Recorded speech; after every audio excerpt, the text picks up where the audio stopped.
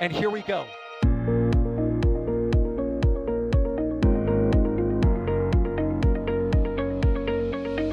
have liftoff. Propulsion continues to be nominal. R68 chamber pressure looks good. Doubling up. Roger, planet. Water towers fly! Yes! Tango down to nominal. Fighting outside of speed off. Bring in SPD off. It's orange! R45! Oh my god! Oh my god! Decollage. What is it? Put that in the big bag, 343 unfolds to go. Indeed. We rise together, back to the moon and beyond. This methane will be igniting in the flare, correct? Yikes. You dead? We don't need any more of these.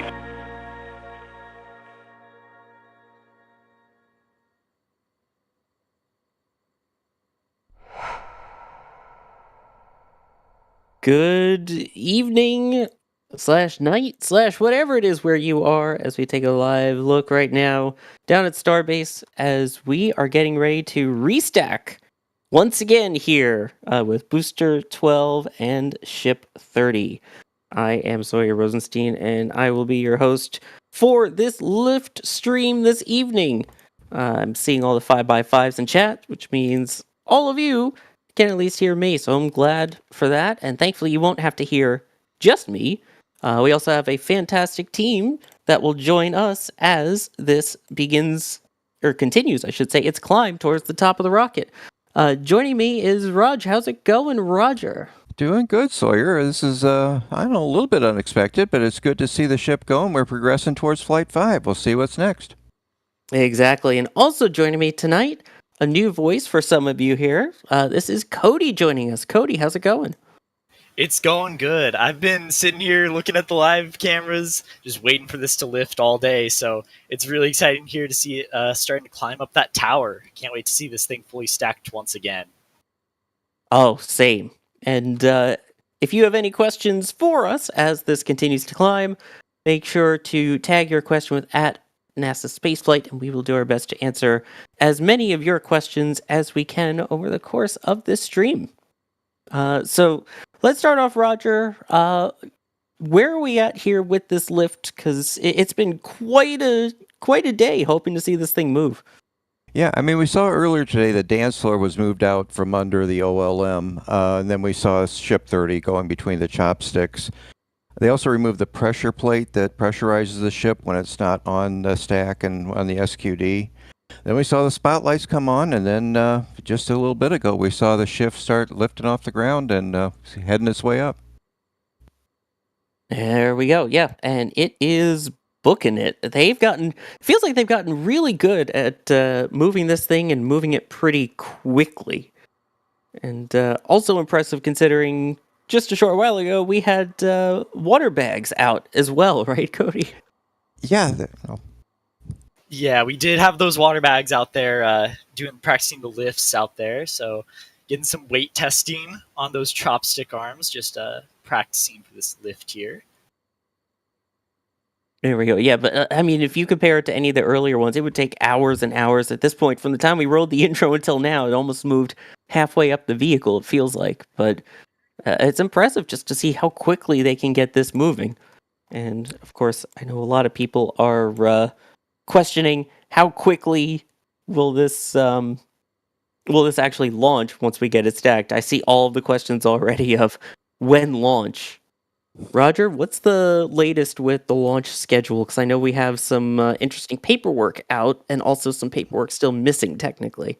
Yeah, we've seen some marine notices go out for next week. Again, you got to take that with a grain of salt. Das did an excellent video on reading the tea leaves for these things. We still have the FAA, and they're looking to get their report done by the end of November. So we're just we'll see if that accelerates, but I wouldn't hold my breath. Yeah, because it seems like we're seeing dates that hint October 13th. And I already see people asking, is that a logical date? So you don't think that the 13th is serious at this moment? I would not make travel plans on the 13th. Again, we saw this a year ago for Flight 2. We saw these notice to mariners come and go, and we were getting them in August last year, and the Flight 2 wasn't until late November. And this is a little different situation, but again, there's a number of things that have to go into place before we actually get a launch date and a license. And this is one of them, has to be there, but it's subject to change. It is unfortunately subject to change. But again, as you pointed out, we have seen it before where they put these out and then they go, actually, we're not going to launch it just yet. So we have the NOTAMs and some not Mars, it seems like, but as of right now, we still don't have paperwork from the FAA for the launch itself. So why would they do that then? You said you've seen it before. Is there a reason we might see it where they put this paperwork out for NOTAMs and NOTMARS but don't issue a launch license? I think it's just in case they cover all their bases, so they put these things out just in the chance that it's going to happen. Doesn't mean it will happen. It's just getting their ducks in a row and all prepared for any contingency. So Cody, then the question is, with this stack here, what are we thinking for the stack? Are we thinking what dress rehearsal? What do you think? Yeah, so I've heard some peeps about a mini WDR coming up on this one, if I'm not mistaken. I personally don't expect this to be the final time we see this booster stacking. I feel like we're gonna see this come back down before we actually get our launch attempt there.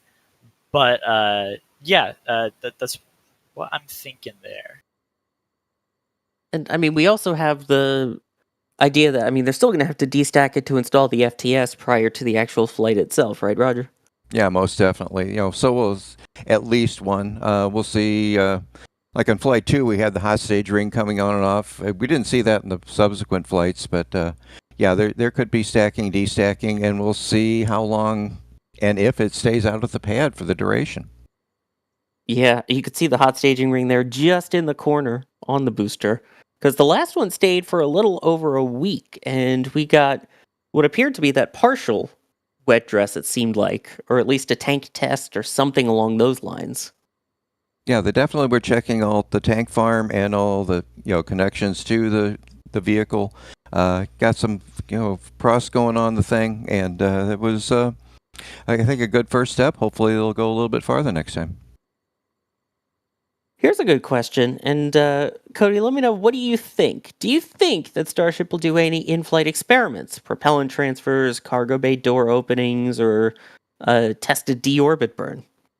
That's a very interesting question. I think that every opportunity that Starship launches, they're going to gather as much data as they can. So certainly, I'd expect some sort of testing with propellant transfer, just trying to understand that a little bit more. Every minute that you get up there kind of validates all the testing you're doing on the ground and all the simulations you're running to try and get that propellant transfer down.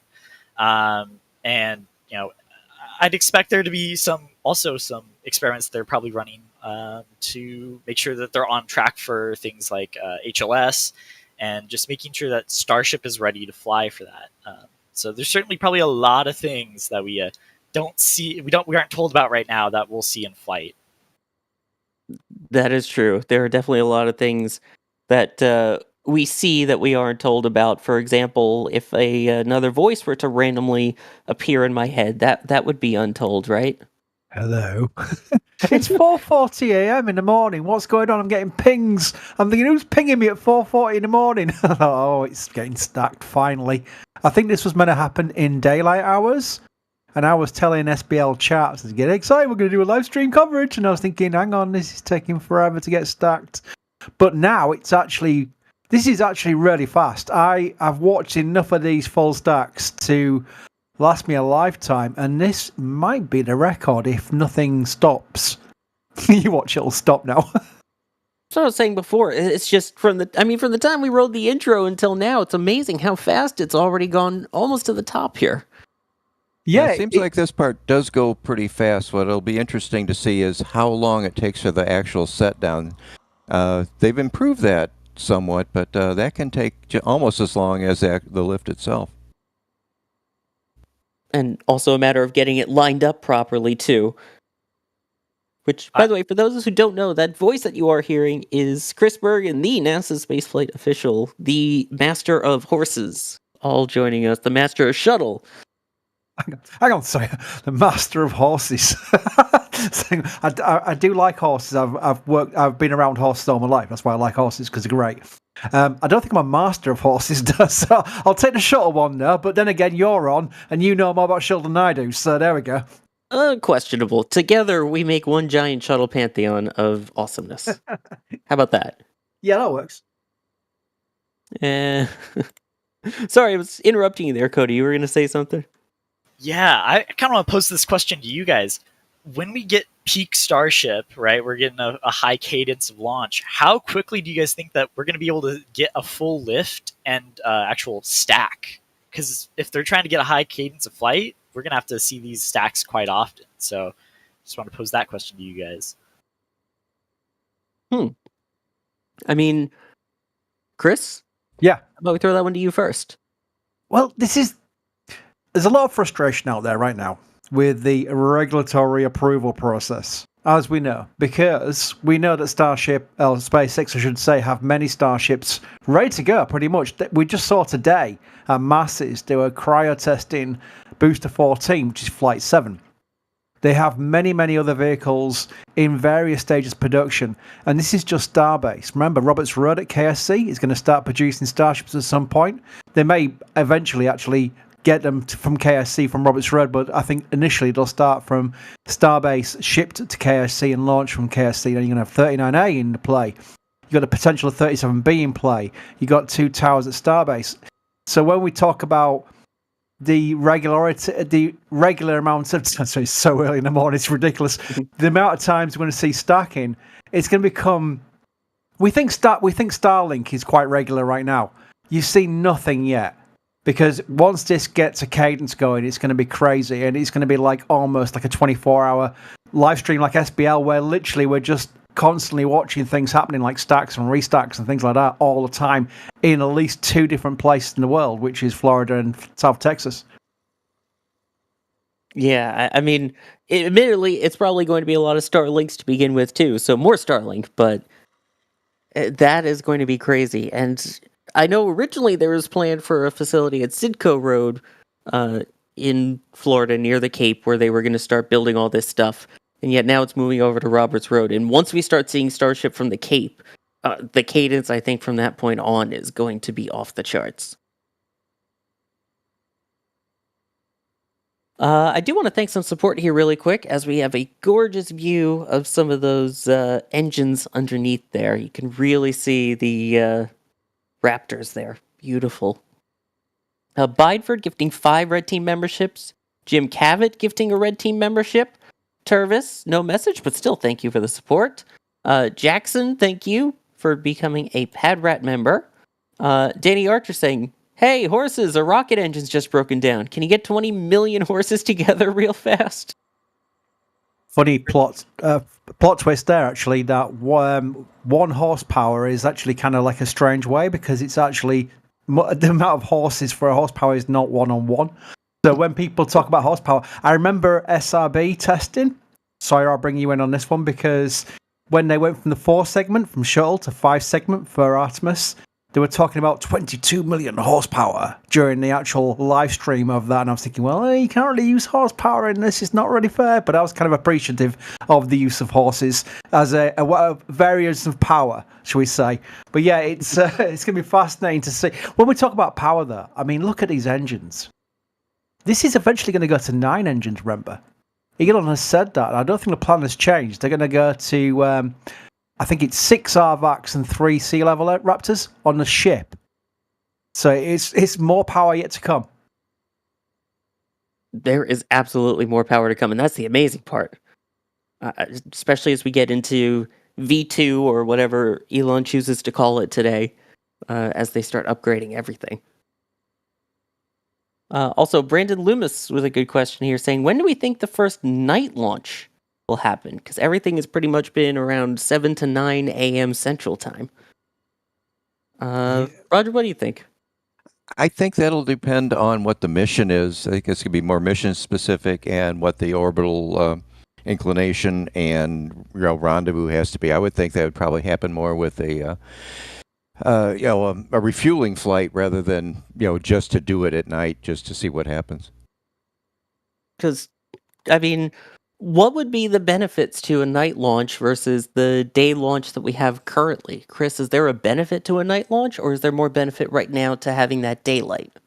Well, we use Florida as an example. The night launches for Starlinks, the ridiculous times as I call it, because of my time zone, is usually because of the Florida weather, isn't it? You'll notice, Sawyer, that the Florida weather tends to be calmer at night there. At least that's the theory of why they were launching so many launches at a time. Because during the day, it can change basically within an hour, can't it? It literally can just change like that really fast in Florida. Now, South Texas becomes interesting because I don't know what the situation is with South Texas and the weather. But that's where I would say it come into play, along with Roger's excellent answer about the orbital inclination requirements of the missions that the Starships will be launching. As you mentioned earlier, the first payloads going on Starship will obviously be Starlinks. So they may have more leeway in what they need as far as launch windows and things like that. I think the first night launch will be coming before long now. Exactly. I mean, right now you do get the benefits of the daytime imagery too, especially early on. And I think for the catch, it'll be nice. But yeah, at Florida, weather can change. I mean, the saying is, if you don't like the weather, wait 5 minutes. And I have seen it where it is raining on one side of the street and not the other. And it's totally normal, despite what the brochures may tell you over in the UK. We have enough adverts on our TV showing people on a beach with nice blue skies, and I'm like, I've seen enough launches get scrubbed due to weather. These are all lies, Florida tourism brochures. Also, it's interesting because normally at this point they pause for a couple minutes, if anything, and then swing it over. This seems like a little bit of a slightly longer pause than usual. Roger, am I mistaken on that? No, it looks a little bit. They're probably just making sure everything's dampened out, and then they'll start rotating shortly, hopefully. Here's a question, Cody. I'll throw this one to you. It's more of a speculative question, but Nathaniel's wondering, do you think they're going to go back to a flight like Flight 4 with the NOTAM and NOTMAR in place at the moment? I can't really see, personally, I can't really see them going back to Flight 4 profile. Their main goal is they really want to get that booster catch, and while Starship development is important in getting all the orbital refueling kind of experimentation out of the way, they really need to get that booster catch testing out of the way to be able to kind of get that high launch cadence that they need for tanker flights and stuff like that. So I really do think that they're going to wait until they're able to get the go-ahead to be able to launch and get the booster catch. Yeah, I mean, that's what I was saying the other day on the Flame Trench as well. Fridays here on NSF. But it really seems like the main objective is the catch. The whole thing is just the catch. And is there that much benefit, Chris, do you think, to even flying a Flight 4 type trajectory again? Well, more data, more better. There's several objectives past the catch, especially with the re-entry. As we saw with Flight 4, it was amazing. And let's face it, I think they got more positives learning how the flaps reacted during re-entry and still managed to land it. But my overriding thing is SpaceX. We know from following SpaceX, they like to push forward. It's not like them to almost concede and say, well, we still can't get the approval for a catch, so we're going to go back and do a Flight 4 profile again. Many other companies would probably do that. But SpaceX, just the history of SpaceX, and especially Elon at the top, it doesn't strike me as something they would want to do. And I think with it being so close to potential FAA approval, either be it in the worst case scenario, which is end of November, early December, or a best case scenario that they are hopeful indeed that the rumours are true, that they're going to go for it within a matter of a week or so. I think it's all about Flight 5 and the catch. Yeah, I would hope so, because we have an awesome patch for Flight 5 all about the catch too. It is fantastic at shop.nasaspaceflight.com. Shout out to Pauline and the team over at the shop for making amazing work again. Let's see. Ethereal Swordsman also with some support, by the way, saying they're not engines, they're feet. I have a feeling I'm missing a reference there.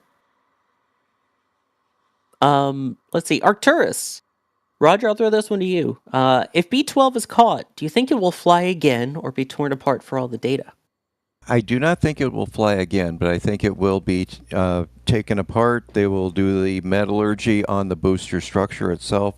They'll pull some of the Raptors, and we've talked about this on the Raptor side, that we believe that maybe they would take some of the Raptors, ship them over to McGregor, and do some thorough testing of them at McGregor's, see if they still fire up and what the results are, as well as tear, some of them apart. And they actually have a step up on this with recovering the parts of Booster 11, so they have probably getting some good data out of those engines, even though they've been at the bottom of the ocean. That too, yeah. I'll be interesting to see if they end up testing any of those at some point. And then the other question is, at that point with B-12, if you get it back in one piece, do you stick it back on the stand and maybe do a test fire at the OLM? I think that's crazy? possible. We'll see if they do that or if they're actually cutting into the structure itself so they can get more on the metallurgy. It'll be interesting to see how that all plays out. It really will. I wonder what chat thinks about that, of what will happen. Assuming we had a successful catch here at B-12, what are they going to do with the booster afterwards? Interested to see your responses as we see it pivoting into place here. We see that rotation on that axis now, at least. It is moving slowly, but it is actually moving. Let's see. We have another thought question here from Elevator, and I'll throw this one to you first, Cody, for your thoughts, and then everyone else. What ship number do you think will be the first one to actually be recovered? So we talked about the booster, but what about the ship? That is a tough one, because recovered could mean caught by the tower. It could mean landed. I don't think that a ship tower catch is happening anytime soon. I think it's a little bit further away. But a recovery, we've already seen a Starship land. It is another thing to come all the way back from orbit. But to get a high launch cadence with Starship, which is the entire goal of it, they're going to need to have that reuse down pretty soon. So I think we're going to see a reuse of an actual Starship, have it land on maybe a pad or something in the next, probably within the next 5 or 6 flights. That's in my opinion there. Yeah, and didn't Miss Shotwell say earlier this year that she thought there'd be a recovered booster and a recovered ship this year?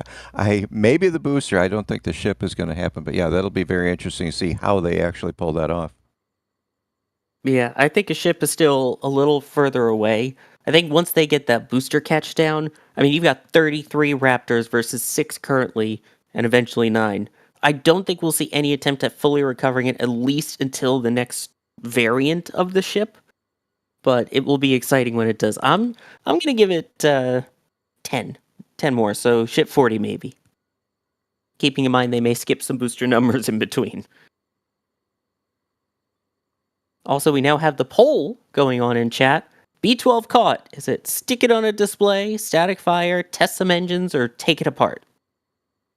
I'm going to hope for my vote of static fire and see how that does.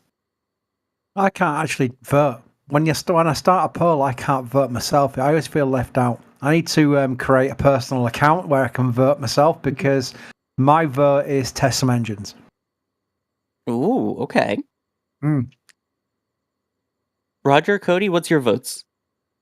I think they're going to test some engines. I feel like if you put it on the static fire stand and there's something you don't fully understand about the vehicle, there's a lot more risk there having it on the test stand with all the fuel there instead of sticking those engines on an actual test stand and firing those individually. But that's just up to me.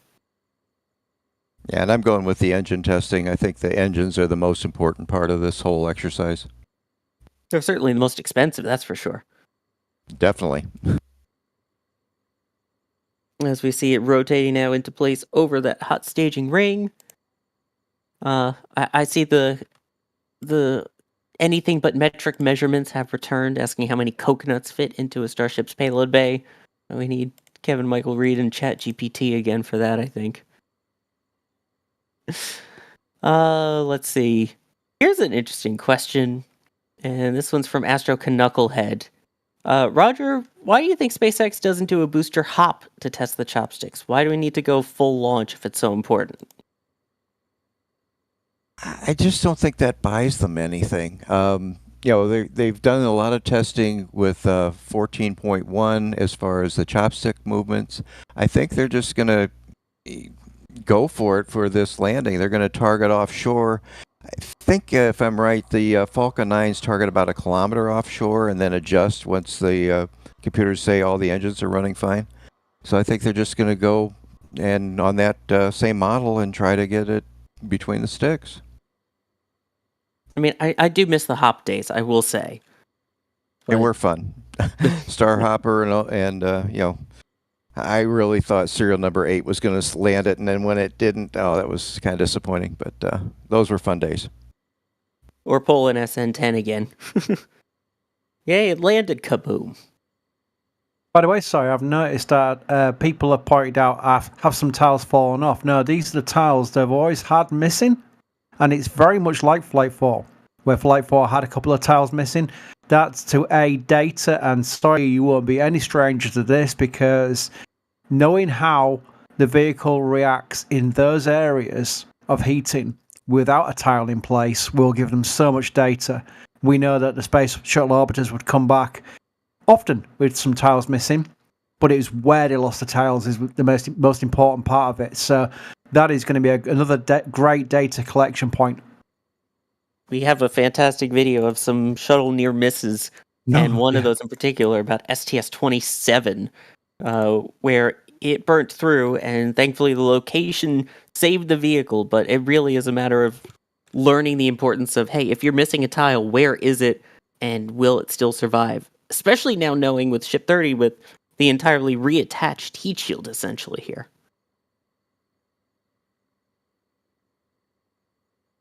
It is getting a lot closer, it looks like, to that fine-tuning of the alignment before they start lowering it down. And also, to the person who asked, per Kevin Michael Reed and ChatGPT, 414,263 lovely coconuts can fit inside, apparently, the payload bay of Starship. Here's a good question. Mike Gardner talking about this, because we were talking about the night launch before. Chris, was the first night launch of a major system the space shuttle? No, it was Apollo, wasn't it? I remember... Apollo 17. Apollo 17 was the night launch. Exactly. And the shuttle took a little bit, though, to get to its first night launch, right?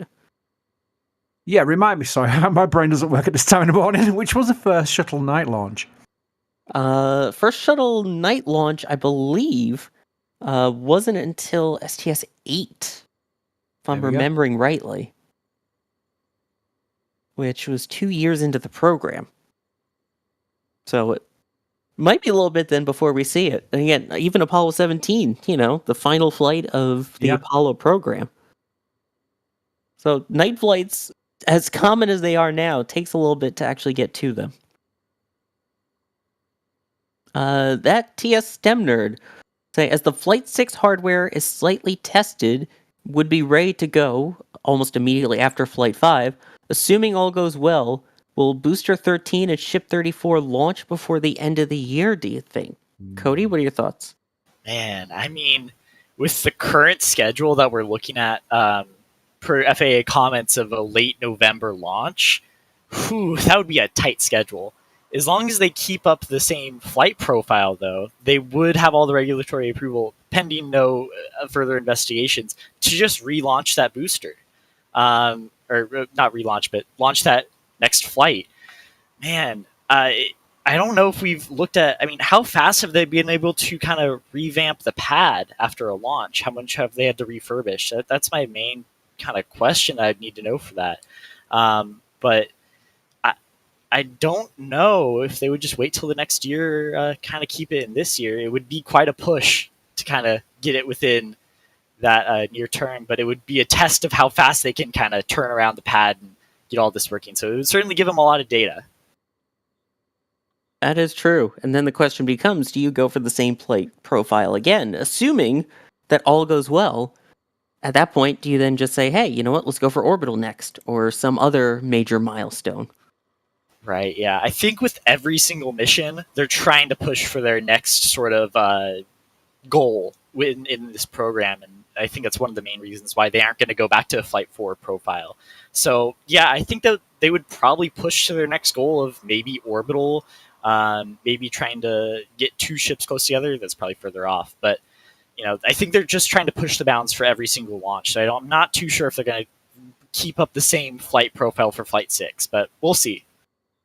And speaking of push, it appears that they are indeed pushing down Ship 30 now towards Booster 12 in what will hopefully be the final motion here, getting all those pins and everything lined up, which, Roger, as a reminder, how exactly are these two attached? Yeah, there are pins that are on the hot stage ring. They're kind of trapezoidal that point up. And then there's sockets, if you will, on the ship that it sits down on. Those help with the alignment on there. And then once it's actually down, there's hooks that come out to actually help make a firm connection to it. Now, one thing we're going to be watching kind of on the left there, that's an engine chill pipe, and a lot of times they have a little bit of trouble getting that perfectly lined up. It takes a little bit, so hopefully they can get this down. I believe they added one more pin, a 4th pin for the last flight for Flight 4 to help with this stacking and this final alignment procedure. Just to make it even quicker somehow, especially even with that long pause, the fact that this is already under an hour and we're almost at that connection point is unbelievable. Yeah, it does move fast. By the way, sorry, I've got my hand up in the air, like the flame trench when Jerry was on, Jerry Bernard. Pick me, teacher, Yes, because Chris? I have thoughts about the second flight this year, as in Flight 6, still this year. It would all depend on 2 things for me. One, if they can launch in October, which has a chance. You've all seen the documentation. Everyone's been like putting some cold water on it because we've seen what the FAA has said. The FAA is still no at this point. But we've heard enough now to make us think there's a chance. So, if they launch it in October and they catch it without causing major damage, I think they can get Flight 6 out before the end of the year. Why I think that is because I know for a fact HLS on their objective list is fast turnaround between flights. So SpaceX will want to get that in at some point. And the potential of Flight 6 being that flight is very high because we've seen how far along they've got with the testing of the vehicles for Flight 6. So you're telling me there's a chance? Yeah. Which, along those lines, Bill is asking, is it possible NASA is involved to help allow Flight 5 to go faster? What's the deal with potentially NASA getting involved, given, as you're talking about, the fact that this is such an important vehicle for HLS? Whoever wants to take that one. I would hope that they're involved in some fashion because this process definitely needs to improve. I know SpaceX does have contacts with the FAA. They've worked with them for a long time. And I think we've also got some congressional representatives that have been involved. Again, we don't have a whole lot of insight, but my sincere hope is that they are working to modify this process to speed it up and allow, as these vehicles change and they're getting different configurations and they're improving over time, that this launch cadence can improve because it really needs to meet the HLS requirements. Yeah. And sorry, I can just back that up a little bit with my own 2 cents because you know what I'm like. I've always got my 2 cents. No, you can have 2 pence though. Oh, thank you. When people talk about Starship and they associate it as SpaceX, that's correct. And people tend to, who have problems with SpaceX, usually for reasons they've got problems with Elon, forget that this vehicle is integral to NASA as well because of the HLS program. HLS, Artemis, the entire Artemis program needs SLS and Starship to be successful for it to all work. And That's the bigger picture here. So when we're talking about what is Starship's main goal, sure, it's got many, many different mission objectives, a lot of which are just for SpaceX, as you'd expect, it's their vehicle, but also for HLS. It's very important for HLS. So if you're looking at the bigger goal of returning people to the surface of the moon, then you need Starship to be successful. So it's about the bigger picture. And also, from a monetary standpoint, I mean, they have a contract from NASA to be the first lunar lander for Artemis 3 and Artemis 4. So as part of it, they're getting NASA money to make this happen, too. Yeah. I do want to thank some people here while we have a brief gap, literally and figuratively. Ethereal Swordsman correcting, saying, wait, you forgot raptors are feet? They're on the bottom, they wear booties and make the rockets go. Therefore, raptors are feet. Okay, then. Can't disagree with that one. Yeah. Checks out. I'm almost mad I didn't come up with that. Props to you, Swordsman. Anonymous from the store saying, one more patch to add to my collection. Thank you for the fun and informative coverage. Well, thank you for getting more patches, and also it looks like a Texas Tank Watchers hat, too. Good call. As we see this tank and continue to watch it, although this tank is a lot more involved than the tanks of yesteryear. And Jim Cavett, thank you for gifting a Red Team membership. While we're talking about HLS, DS Cuber's wondering, which test flight do you think will feature HLS? And I guess they mean specifically HLS Starship versus just all of this technically being a part of the HLS architecture. Roger, what do you think? If you're talking about like the moon landing version of Starship, Yeah. Well, Elon said he wants to go to Mars in 2 years. I think getting to the moon possibly in early 2026. They'll get some more flights of in low Earth orbit, make sure orbital's going, get some engine relights, so they're all ready to get to so they can do lunar insertion burns, and they can be optimistic if they can do that. Yeah, I mean, we've seen, maybe a couple of parts around Starbase occasionally that are labeled HLS that Jack and Mary have caught, but a lot of it, I think they're so focused on the flight part itself. But there has to be work going on, assuming that they're still targeting that original 2026, 2027-ish date, knowing that that's likely not going to hold. But let's assume that they're still planning for 26 or 27 for that lunar landing attempt. I mean, Chris, it seems crazy to not have hardware ready by then, based off of what we've seen here. Yeah, I mean, there's several objectives before the big actual mission in itself with the HLS program. We've seen the slides from NASA, which shows they're going to do propellant transfer tests, which is meant to be next year. I think that's asking a lot, but that's the objective. And then obviously they'll do the uncrewed version. So we're going to see actual HLS starships. We're going to see them before too long, which is really, really fascinating because it's going to be a lot better than the mock-ups. We've seen some mock-ups around the Star Factory area before Star Factory was actually built, and they were basically just painted nose cones. They didn't look all that impressive. But the actual HLS vehicles themselves, the HLS ships, will look very impressive indeed. I was really looking forward to when SpaceX, at whatever time this happens, gives us some interior shots of that vehicle on the layout. That is going to be mind-boggling. It is a little weird not seeing triangular windows, but yeah, we'll see. Maybe the astronauts will actually have seats this time, unlike the Apollo program. Which, for those who don't know, there were plans to originally have the crew seated, but too much mass, so they removed them. By the way, sorry, I've for the seen lunar module. I'm sorry, Chris. For the lunar module, they didn't have a place to really lay down. That was I read a recent book on that, and their living conditions in that lunar camper were not optimal. Yeah, programming. I've seen this question about 55,000 times now. I've told myself 100 million times not to exaggerate. I love but that. Everyone's asking about the FTS. No, the FTS is not installed. The reason why it's not installed and it's not a guess is because this is a stack for a more propellant testing, potentially up to a wet dress rehearsal. They don't install the FTS until right before launch day itself, to the point that we know there's a launch date. That's how close to launch the FTS is installed. We'll see the people in the protective gear. We'll see the explosives. They do it very in public. So there is no FTS installed at this moment in time. This is not the final stack to launch. And there's an actual literal physical pins that have to be removed for that, right? Yeah. Ryan in the back channel is saying, oh, he's talking FTS. I was going to put 100 pounds on him simply pimping Shuttle Sunday. No.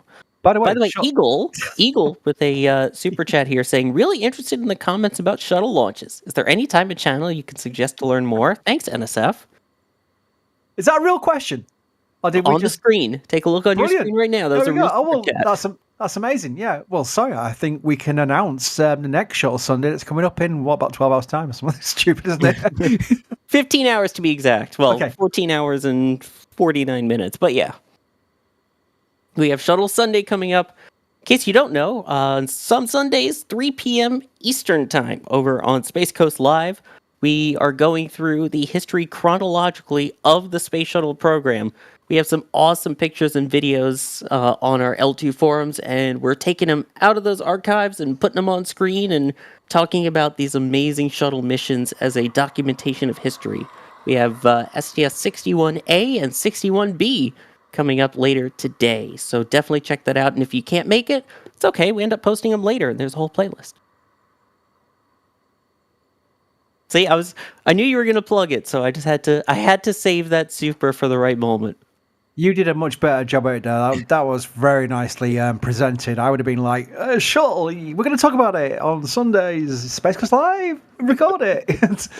By the way, this is an interesting point now, because we know that on previous times they've had a bit of a wobble when they've gone to make the two vehicles. And wobbles can happen, but sometimes wobbles with clunks are not great.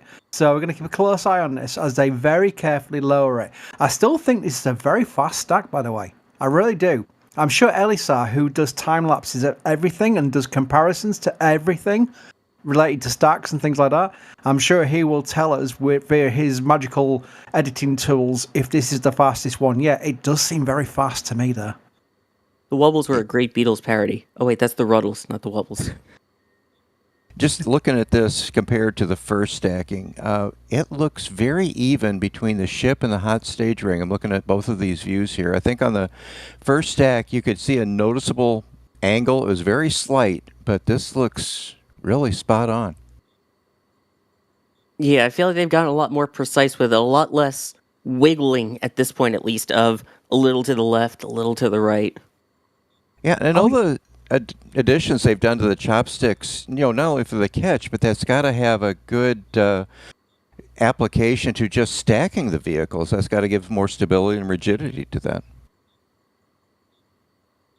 Roger literally took the words out of my mouth. I was just thinking, well, hang on a minute. A lot of the wobbles and clunks we've heard from previous matings is when they didn't have the hot staging ring involved. The hot staging ring seems to be almost like an alignment station almost. It's become very useful. So we're going to watch this very carefully, but if this comes down like in the next 10 minutes and it looks like it's completely mated, there's no gaps, then we're going to say, well, yeah, look at that went very well. I mean, as long as it's connected, then I would say it went really well. But yeah, in terms of the speed. Let's see. Bideford coming in with more awesome support, gifting 5 Red Team memberships. Thank you, Bideford. James Wise with a $20 super chat saying, does the booster become a sushi roll if it's caught by the chopsticks? I'm very proud of that. That absolutely deserves a pun token. Well done. Well, here's one, though, from K32 that's an actual question here. How can boosters be stabilized without a crane? So Cody, how do they stabilize this? The booster or Starship? The boosters. It says for caught boosters. For caught boosters, I believe there are 2 stabilization arms that pop out kind of underneath the arms, if I'm not mistaken, right? The pins, yeah. Yes, they go down to some pins, and they help stabilize the booster from swaying around after being caught or during lifting. And these sort of stabilization arms kind of lock in also on Starship, and help it from swaying a little bit more. And so those are two very important. That's a very important system in place to kind of keep it stable. But also during stacking, I'd say that there's a pretty strong clamp down there on the OLM, keeping the booster actually stable in those high winds, trying to hold it down. If it's able to hold under thrust, it should be able to hold against the winds. Someone saying better than Mr. Miyagi trying to get a fly out of the air. That's how. I tell you what, I'm sure Sawyer is just reading chat looking for the funny comments. I really do. It's like anything you put funny in there, Sawyer's going to read it out. I'm guaranteeing you now. Right? As we see the drone on the right side there, I mean, it's honestly a good point. This is almost as precise, if not more so, for the catch, I feel like, than having to catch a fly out of the air with chopsticks, like from Karate Kid. Am I not wrong? Yeah, true. I tell you what, though. Can we just take a second to fast forward into the future? Maybe not potentially all that far in the future. And imagine this booster coming back down. Propulsively being caught by the chopsticks. It doesn't seem... We've seen the CGI videos, but I've said before, the CGI videos before the first Starship launch, I had no idea it would be that impressive. Even the CGI didn't bring it across. It just looked incredible in real life. At least on screen. Imagine the catch. We've seen the CGI of the catch. It looks crazy. But imagine that, an actual real life catch. It's going to break the internet. It really is. I honestly do think that. I think, although today's attention span of people tends to be on very weird things, I think this is something that crosses over. This is something that will make the news. This is, the mainstream news. I really do think it's going to be an incredible thing, especially if they pull it off. Oh, I mean, it's going to make the news regardless whether it does or doesn't. We just hope that it does. I could just think of the first time they mentioned the hot staging ring and the fact they were going to hot stage. Like, that's going to look crazy. And then now we have videos of the hot stage, and it's absolutely insane. I can only imagine now with the catch portion. See this giant booster working its way towards. I mean, just compare that even to Falcon 9, which on its own looks quite crazy for an RTLS. Yeah, let's just hope for clear skies no matter what happens. That too, yeah. Yeah, and just was kind of thinking that we've been doing some planning, and if it's clear, I know like on Flight 2, we saw the booster and the ship separate, I mean, just with Mark 1 eyeballs. We're going to have cameras coming down, following that all the way down. That will be super exciting, so hopefully we get the clear skies for that. Yeah, not super hazy or foggy either. And to the person asking, the hot staging ring is that sort of slatted ring that you see there directly in between the booster and the ship that's about to go down onto now. That is the ring itself that will separate and be jettisoned in flight as well at some point. Which Roger Sausage has a question here. Is there any data or electrical connections that mate up when stacking? Electrical. Boy, that's going to be a Ryan question. I know the engine chill vent does. I don't know if the electrical actually goes through the SQD arm once the ship is connected. There's got to be some other sort of connection between the two steps, but I got to defer to somebody, Alex or Ryan, on that part. I mean, I guess it also helps that you have the SQD, the quick disconnect, which has a lot of those data and cables and everything that connects to it as well, right? Yeah, definitely. And you can see when they first go on, I believe they still do it, that they hook up some data cables first. They'll be hanging out there on the work platform, and sometimes it looks pretty precarious how the workers are doing that, and then they will do the final mating. Yeah, the people up there that just are on top of those towers, all the power to them. That is quite the view to see. I don't think I could do it. As much as I don't mind heights, I don't know if I could just be strapped up there all the way at the top on that tower doing the connections. Here's another thought question from Ian James. For the first Starship refueling mission, what type of orbit do you predict will it have a short decay time just in case something goes wrong? I would think it would be something similar to what they plan to use when it comes to the actual HLS program and getting out Lunar Starship. Right, Chris? Yeah, they're gonna. Well, we've seen it's only slides and it's only from NASA because SpaceX, obviously, as a commercial company, don't put out PDFs. They just don't do that unless it's obviously like a press release or media materials. But we've seen Target and Chaser, the two vehicles that be involved in that, and it is a demonstration. So it makes perfect sense. A demonstration will mimic what it'd be like in real, I say real life. It'll still be real, but in the actual mission parameters itself. So that to me suggests they would mirror that. Yeah, that would be my thought. I mean, I guess at the point that they get to the refueling tests, they will feel a lot more comfortable with the vehicle itself. So it's not necessarily needed into a self-decaying orbit. I'm sure those will be vehicles that have the capacity to re-enter if needed. But I think the main thing is getting it to that exact orbit that you're going to need for that refueling portion.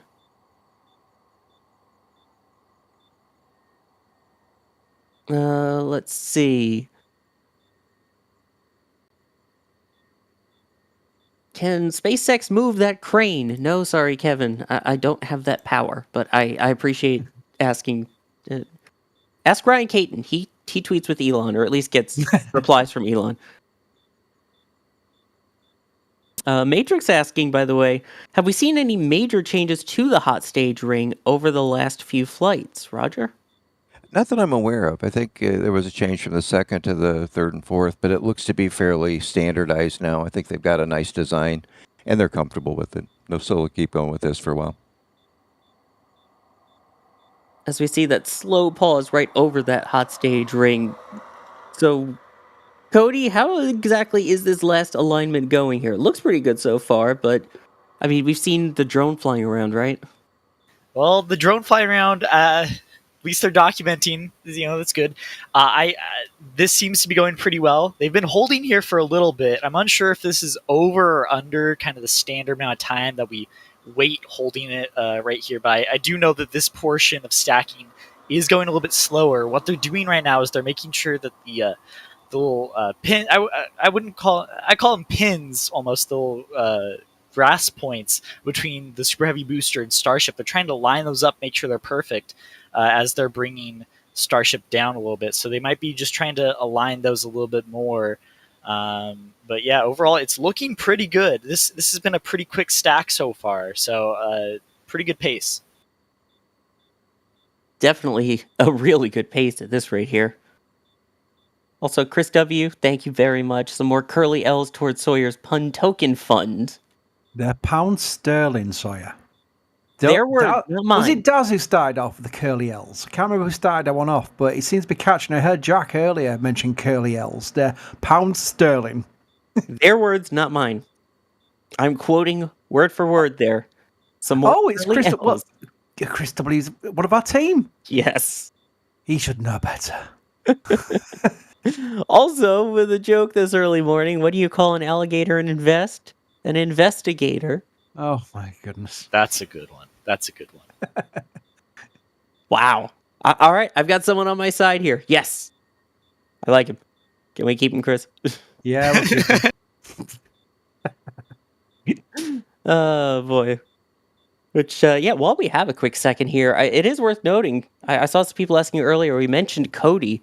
Cody is really making his Starship debut stream here at this early morning hour. For those who don't know Cody, do you mind just giving a quick little info about yourself?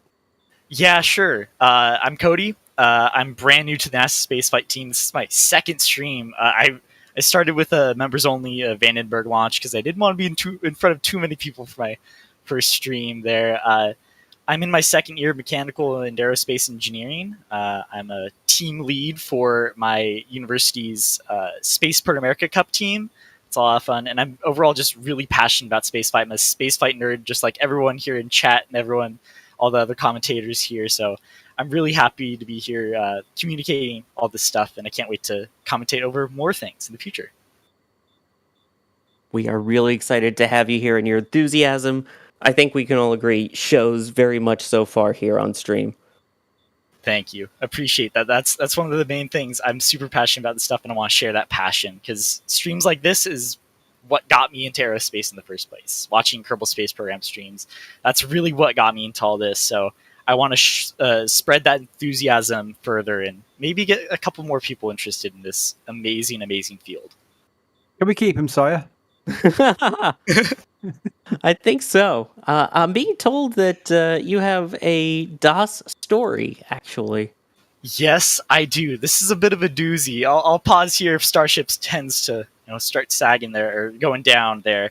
But basically, the way I got into this whole thing of aerospace and this world of spaceflight is through DOS.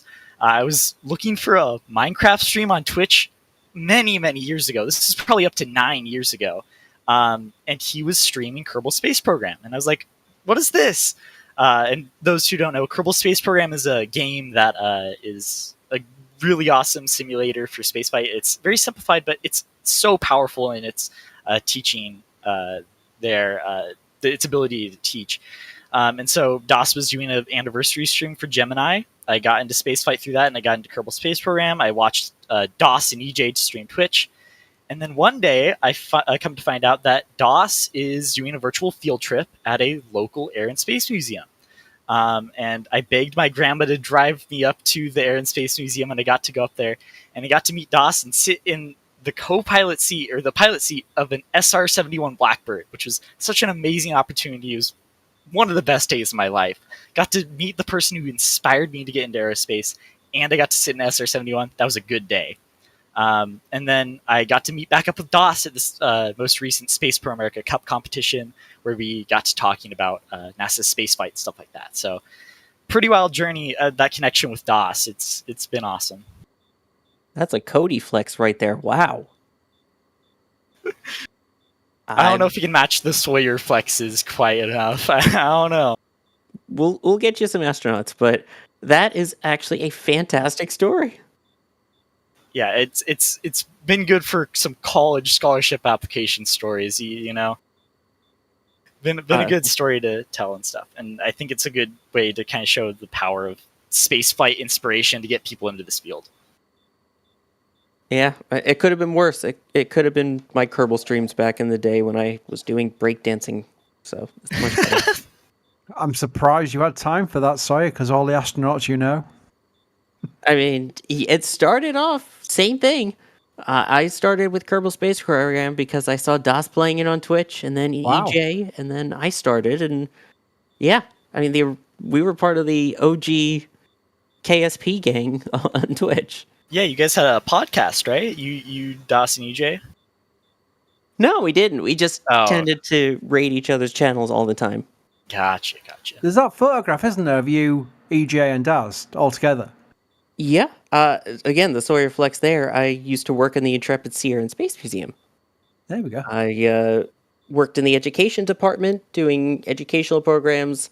I helped design some of the original educational exhibits that were in the Space Shuttle Enterprise exhibit prior to Hurricane Sandy, when it was still inflatable. And yeah, I had my connections there. And DOS is like, hey, we should stream under a space shuttle. I'm like, I gotcha. And so we did. That was the first time that we streamed at the Intrepid, and now NSF and the Intrepid do a lot of good work together. Yeah. I remember seeing that Intrepid stream. That was a good stream. Wow. I can't believe you remember watching that. I don't know why I'm smiling ear to ear now. That was great. I'm wondering if it is slowly coming down, or if it's just my eyesight. Let's do the A/B test. And people wonder what A/B test is. It's where you use your keys on your keyboard to go J and L, and you go backwards and forwards. Oh, it's been slightly moving to the left. Oh, that's interesting. So more alignment than downward.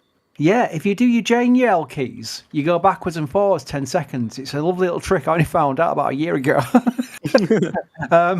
And yeah, it's actually just been slightly aligned better.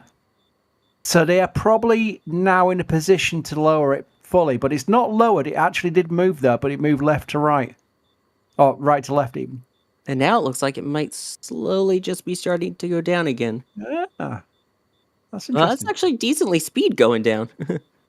I can't wait for Elisar's time lapse because we'll see it a lot better on those time lapses. Because Elisar does some really clever tricks with the time lapses, including the close up and far away in the same screen, and it's more than even what we're seeing right now.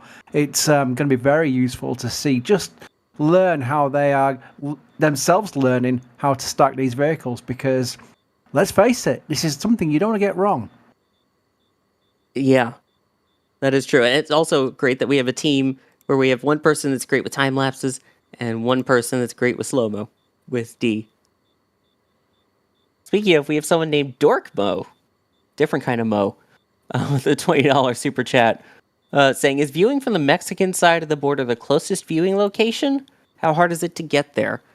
I guess there are some decent Starship viewing locations. I have not been to any of them, but I don't know, Roger or Chris, if either of you have a better idea of best place to view? I think it is closer. I'm not sure the logistics or if it's a good place to go, but usually South Padre Island at Isablanca Beach is a very popular spot. You're only about 7 miles away as the crow flies from the launch pad, so a lot of people flock there. Also, Rocket Ranch. If you get a chance to go to Rocket Ranch, we actually have one of our cameras at the outpost where they have people can go and you can watch the launch from that side. I believe there's probably a fee involved in working with them out, but contact Rocket Ranch. I'm sure they can get you all set up. There you go. And if you do watch from the Mexican side, don't drink the water. Is that a true thing, Si, by the way? I've heard that the water in Brownsville isn't exactly brilliant either. So maybe it's just a region. I don't know specifically about Brownsville, but the one time that I was in Mexico, I drank bottled water, and I've been warned of Montezuma's revenge. Oof. Alien, thank you for becoming a Red Team member. Tank Watcher Vince, thank you for watching Tanks with us again tonight and becoming a Red Team member. Appreciate that. As Jake just zoomed out of my room there for a moment.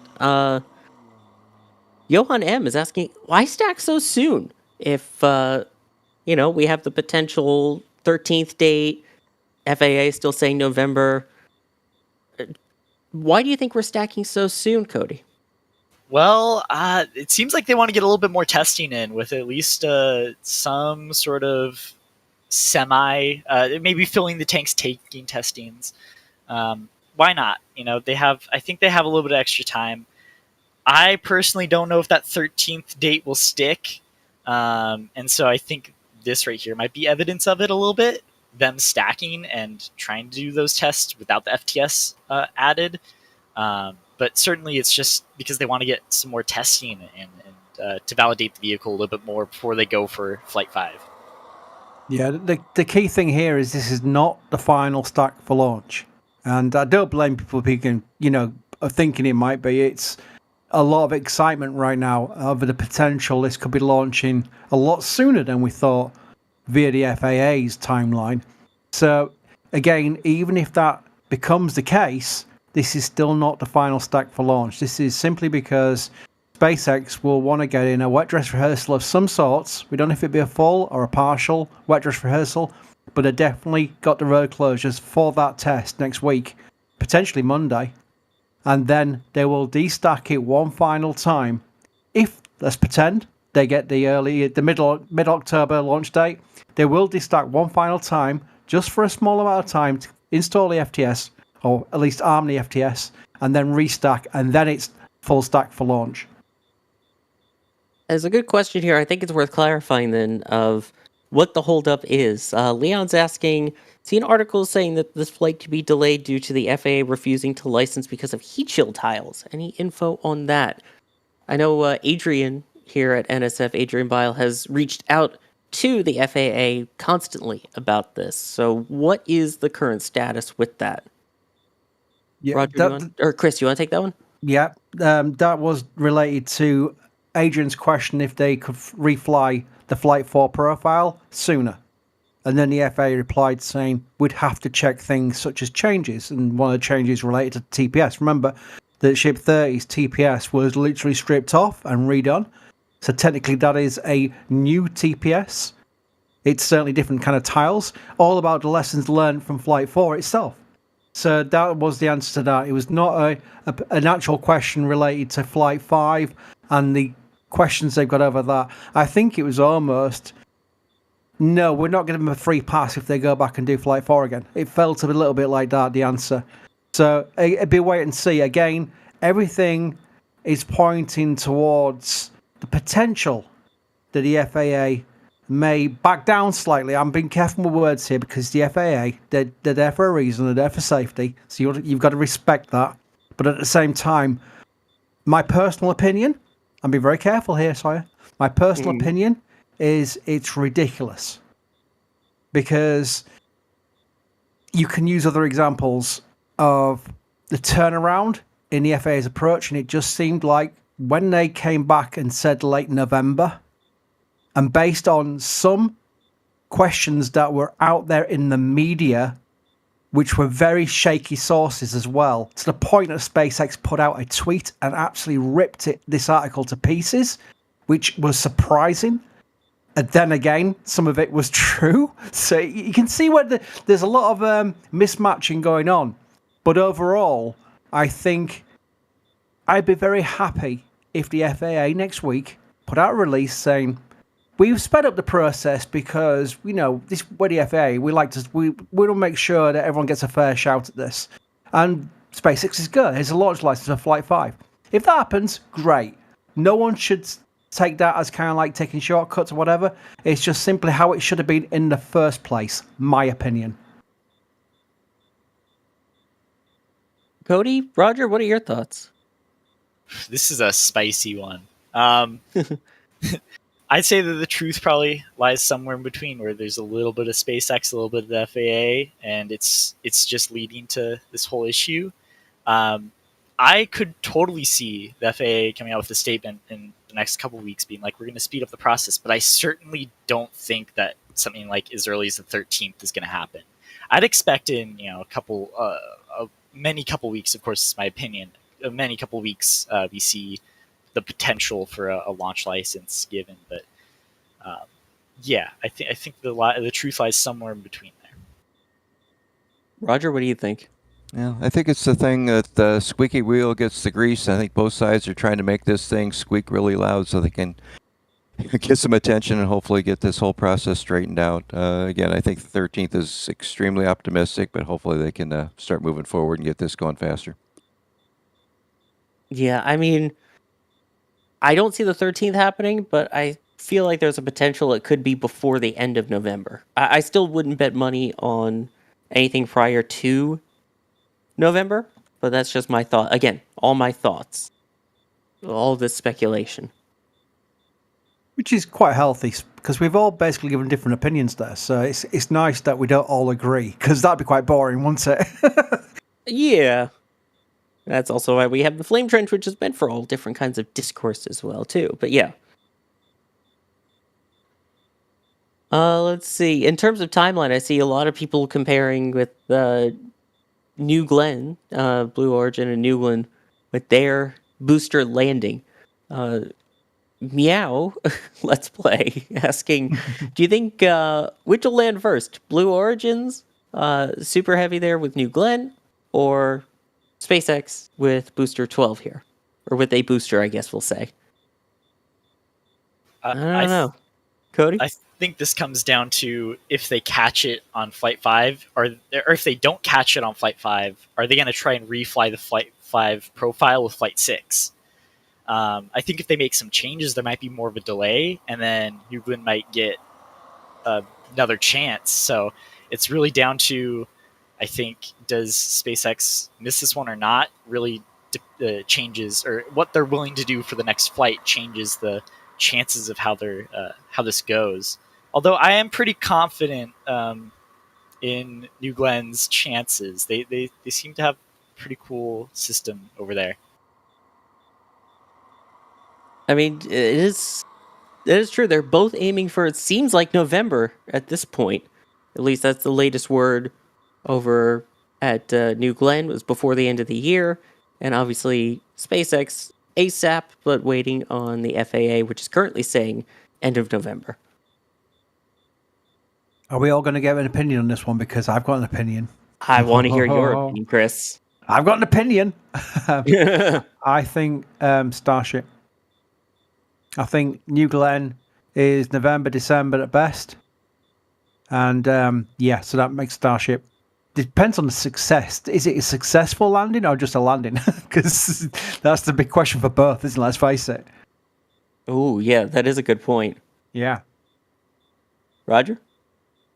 I will say Starship will be the first attempted landing, and Blue Origin will be the second attempted landing. It'll be interesting if hopefully both of them will land, but this is kind of new to both sides, so we'll see what happens.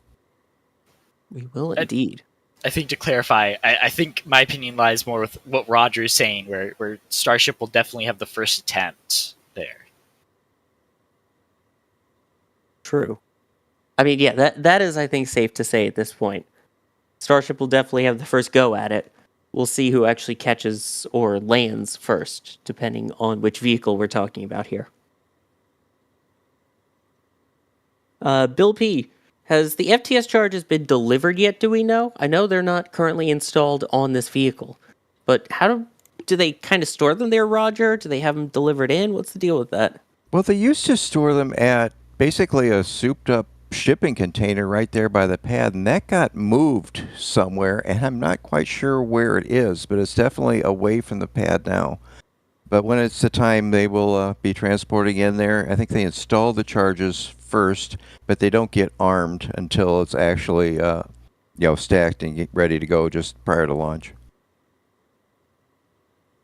Yeah, I feel like, especially with all the buildings now moving around and new things being put up, we should hopefully still see it publicly, though, right? I would think so, yeah.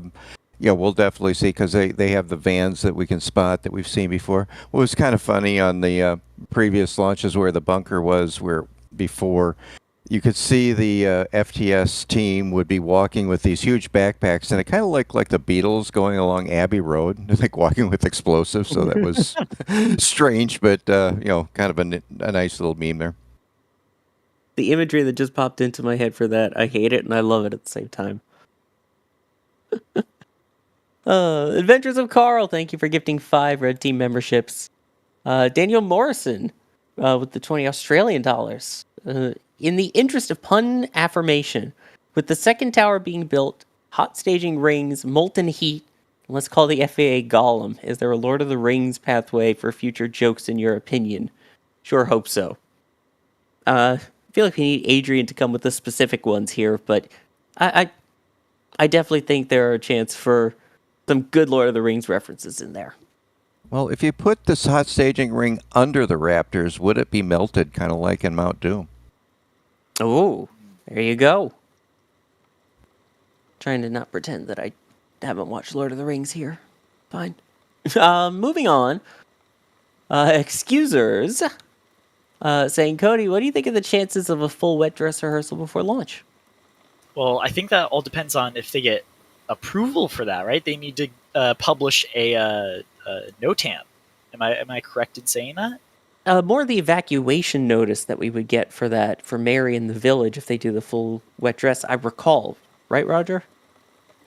Yeah, typically for a wet dress, it's when you're dealing with the methane and the LOX and a full load, they want to make sure the villagers are safe and at a safe distance, just in case something goes very wrong. Right. So I think with us not seeing that evacuation notice yet, I don't know if they're going to go for a full one right now. I think that they'll probably do some sort of tank testing, much like they did before, and then maybe onto a wet dress rehearsal. They certainly, I believe they have to do one before launch. So I think we'll see one soon, but I'm not too sure if they'll destack or what they'll be up to with that. Yeah, that will be interesting to see. And again, it's probably a little early for them to actually put out the notices as well. We will for sure get notification from Mary if she does get a notice to evacuate. And I think that'll be one of the biggest indicators when it comes to the wet dress of A, if they're doing one, which seems likely, and B, if they're going for that full wet dress where they load everything up with all the methane, all the LOX, all that jazz. We'll be definitely on the lookout for any information from Mary. So she's always the best. Gives us a heads up, and we'll see what happens. As we are looking around here, you can see the vehicle getting that much closer to lowering, and then I believe they will attach the SQD, which 20-minute vent asking, Roger, should SpaceX shield and beef up the QD arm? What are the chances of Pad B's QD, quick disconnect for those unaware, being different? I will think they'll take the lessons they've learned from Pad A. They've had some refurbishments, some of the propellant lines having to be replaced at times. Even when it went back to they had to raise it for the ship, quick disconnect up for the hot stage ring. So I most definitely, they're always learning, they're always adapting for things that they've learned from previous experiences. Exactly, and they've already improved on the design from the beginning. Remember when you had the claw at the end of the SQD? Yeah, that was kind of interesting. You thought that was going to be kind of like the Falcon 9 claw, but then it went away. So they're not shy of trying something. If it doesn't meet their needs, they get rid of it. Because like we've always said watching SBL, don't get too used to anything you see there. It could be gone in 6 months. The claw. Also, that is a good line. Just real quick for everybody, I think for my timeline, they started the lift around 10:23 on the clock you're seeing up there. Started rotating around 10:55, so we're almost coming into 55 minutes since it kind of went over. This last part always seems to take the longest. Well, it's getting that alignment just right, because that's very significant, making sure that's all attached and aligned properly. Unlike the improper message that I see waiting for me here in the support queue from a certain Jay, I believe is our own Jay Keegan, saying Ship 26 fan club. No Ship 26 fan club. What I am a fan of, though, is that Starship Flight 5 patch that you did end up getting at shop.nasaspaceflight.com. So while we're talking about the catch here, in case you don't have it yet, the Flight 5 merch is out and available. You can search for it right there up in the search bar, and we have the beautifully designed patches we were mentioning before. Pauline coming through amazingly again. The store team nailing it. DOS literally nailing down these patches so we can get them to you. So make sure you check out the Starship Flight 5 patch. You can get it as a patch itself. You can get it on a mug, which I know our own Kevin Michael Reed just ordered as well. So make sure you check out Flight 5 at shop.nasaspaceflight.com. Also from the shop, Richard saying, booked my first trip to the Space Coast for August. Sawyer, will I regret the heat/humidity? Haha. Yes, you absolutely will. If you're not used to it, you're going to regret it, especially with the August time frame. Yeah, but you won't regret your re-entry club shirt that you got at the shop, and I don't think you will regret either your other purchase of the patch. Yeah. Definitely won't regret that. Let's see. Lord of the Random saying there should be a Catch Club merch collection next. There might be. Leak. Ooh, leaker. I can't help myself. By the way, this is nearly down. Look at this. Almost. You barely see the gap there. Here's an interesting question from Matrix. How far into the countdown do you think SpaceX would, or I guess in this case could go, without FAA approval for launch? I would think just prior to releasing the hold down clamps, right, Chris? T-minus 2 seconds. I mean, it might come down. It might actually, I'm not even joking, it might come down to that, which would be amazing gamesmanship. Or brinkmanship. I don't think that should really hopefully be the case. Imagine us doing a live coverage of flight day for Flight 5 of Starship knowing they still don't have the FAA approval, they start prop-loading it, and then SpaceX start their webcast going, "Welcome to Flight 5 of Starship. We're going to take the countdown as far as we can go, and hoping that the FAA will send us an email with a launch license." It might yet come to that, which is going to be nerve-wracking, to say the least, because it's quite a bit of a nerve-wracking situation in the first place, watching these things get into a countdown. But yeah, it might literally be that. If that becomes the case and they don't get the authorization through, then you're going to get a full wet dress rehearsal, because that's what full wet dress rehearsals are. They take you down apart from the engine ignition. So let's see. And it's kind of what they did on the first attempt on the first flight, as far as they got down to what was about 4 minutes, and they said, nah, this is not going to happen. So they took it down as far as they can, used it as a wet dress rehearsal, learned their lessons, and went for the second attempt and got it. Yeah, that is the good thing with this, is you're pretty much guaranteed to learn something regardless, whether it ends up taking off or not. And I'm seeing... I mean, it's just amazing when you think about this vehicle and all the, tanking for this. 5,000 tons of propellant goes into this vehicle in under an hour at subcooled temperatures. I mean, try to get your car running when it's 0 degrees Fahrenheit outside. I mean, this is just fascinating to me on how that works. It is. And that gap is looking negligibly small, if there even is a gap still there. Cody, I don't know. What are you seeing? I'm seeing the same thing. It's looking super close. Yeah, it just seems like it's almost touching there. If not, it is touching there. I can see a little bit of a line there, so it might just be barely off, but no more than a half inch, quarter inch. Possibly. We're going to keep a close eye on that as we watch it here. Dorkmo coming in again. Another $20 super chat. And Cody, I'll throw this one to you as well. On the last booster landing, the grid fin seemed to shake a lot. I think they mean into the actual water, not catching it with the chopsticks. Any signs they made changes to the newest versions? I think that was more of just it actually steering, right?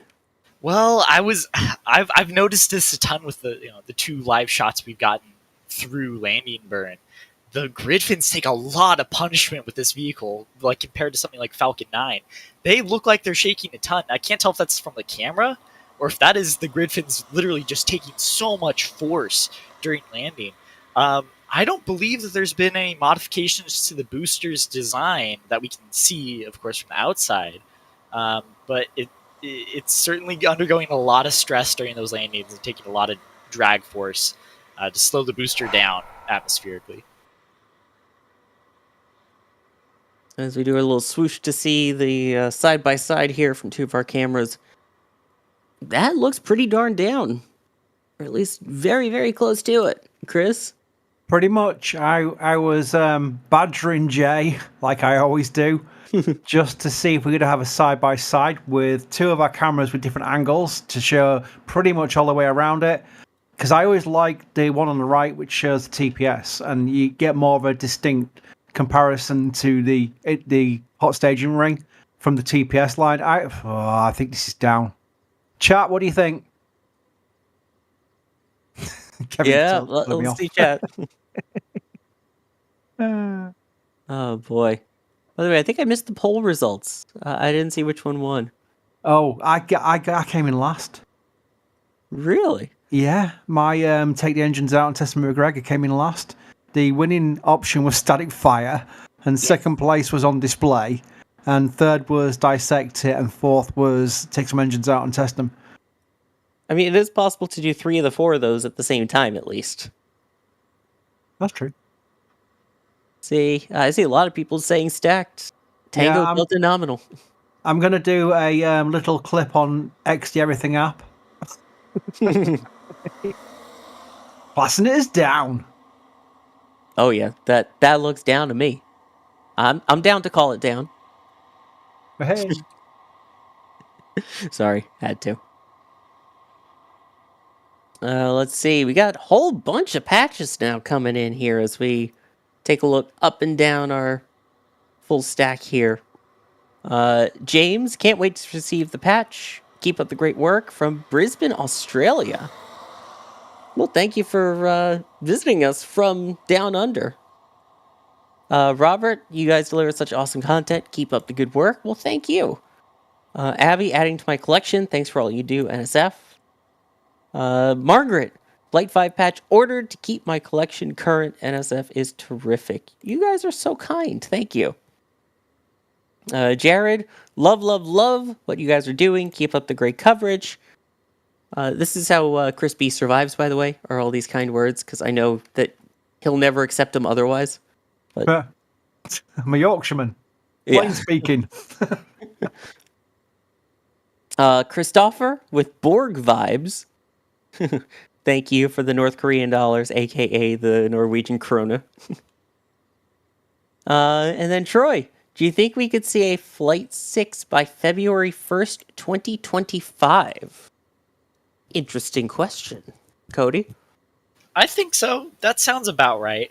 I know I was talking about earlier, we had that question if they could get it within this year. But February? Yeah, I could totally see it going through there, as long as there isn't another lengthy regulatory process here. I think that it's totally viable to see a launch in February. What do you think, Roger? I agree. I think that's definitely feasible for the 1st of February to get another flight in, and hopefully they'll continue improving the cadence after then. Yeah, I think February is a very safe bet. Assuming that this flies in November, and assuming that all goes well, then I think you could even potentially argue mid-January at that point. But I think it's very safe to say February for a Flight 6 launch date, assuming all goes well and there's no major changes needed from the FAA. Now, the other question I see is, when wet dress rehearsal? When do you think we'll see that, Roger? Well, we'll see. We'll keep our eyes open. It'd be wonderful if they could get one in this week, because, they got the full stack. They got to get it all hooked up. Again, fingers crossed on that. Yeah, it'd be nice to have some activity, because obviously there's questions I see about the weather out on the East Coast with the Kennedy Space Center. I know Booster 4 asking, could Tropical Storm Milton affect the launch schedule at KSC, specifically Europa Clipper? I'm going to go out and say yes, very likely. Kennedy Space Center today and Cape Canaveral Space Force Station, Patrick Space Force Base, entering HurCon 5, which sounds so dramatic. Basically just means that they are expecting at least tropical storm force winds within the next 92 hours or so at the Space Force Station or Patrick Space Force Base. So that's 50 knot winds or 58 miles per hour within that time period potential. Can you remember if during the movie War Games, if it was DEFCON 5 that was peace or DEFCON 1 that was peace? I remember I'm just thinking of HorrorCon 5, it just reminded me of War Games with the DEFCON. Chat, let me know as well. DEFCON 1 was World War 3 or was it DEFCON 5? I believe DEFCON 5 was I'm trying to think. Yeah, I'm it's pretty I know sure it's take us to DEFCON 5, but I think as you go up in readiness, the number becomes lower, which is a bit backwards, but I'm pretty sure that's the system. Right. It chat's all over the place as well, so it's not just me who can't think of it. I know reality, DEFCON 1 is the worst, but as in the highest level of readiness for imminent danger, but I think War Games used DEFCON 5. Oh, the movie, yes. Okay. How about a nice game of chess? No kidding. But yeah, that is absolutely something they're keeping an eye on. Europa Clipper currently scheduled for the 10th, but has a window going all the way through the end of the first week of November. So if there are weather concerns, they'll have time. We also don't have approval to relaunch Falcon 9 yet, so Hera, which is currently scheduled for Monday, also questionable with this weather as well, and that whole second stage investigation. Travis, adding to the collection, thanks for the great coverage. Well, thank you. And Jordan also keeping the collection going, saying, watching every day, thank you for all you do. Thank you, everyone, for joining tonight. I mean, this has been a fun stream. Chris, I thank you for hopping on at this crazy hour in York. Well, I had to do the X post, so I thought at least I could do is just plug my microphone in and babble on for a bit. It's not like I have to do my hair and makeup. That's true. I know you still did the makeup at least anyway. Oh, you know me so well, Sawyer. That is Crispy, the NASA Spaceflight official, joining us for this. Also joining us, Cody. Cody, thank you and welcome to NSF. We are so glad to have you with us. Thank you. This is an incredible kind of first stream to be on live for the public. Of course, I was on a previous members only stream, but a great first stream.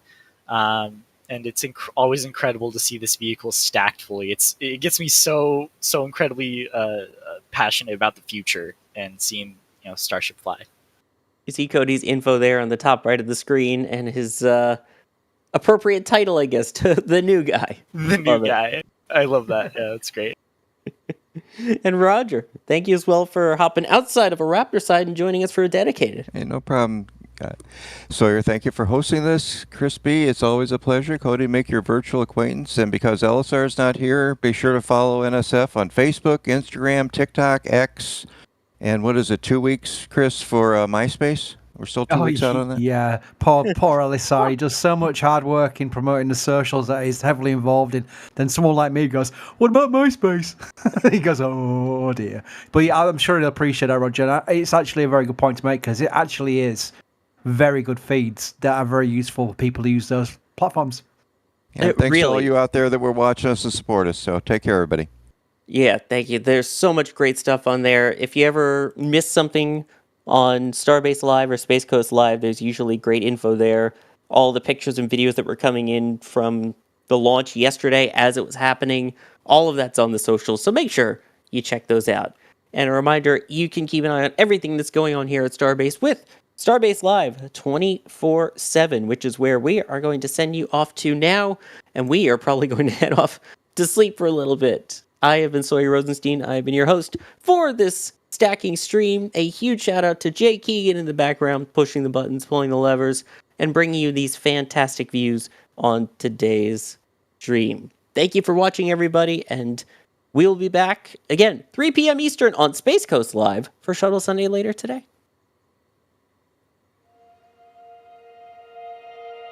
And here we go.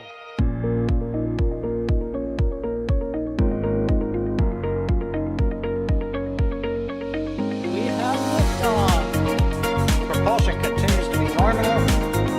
R68 chamber pressure looks good. Doubling up. Roger, roll, Atlantis.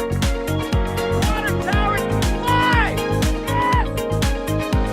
Tango down to nominal. Climbing down to SC off. Bring in SC off. It's orange! R45! Oh my god! Oh my god! Decollage.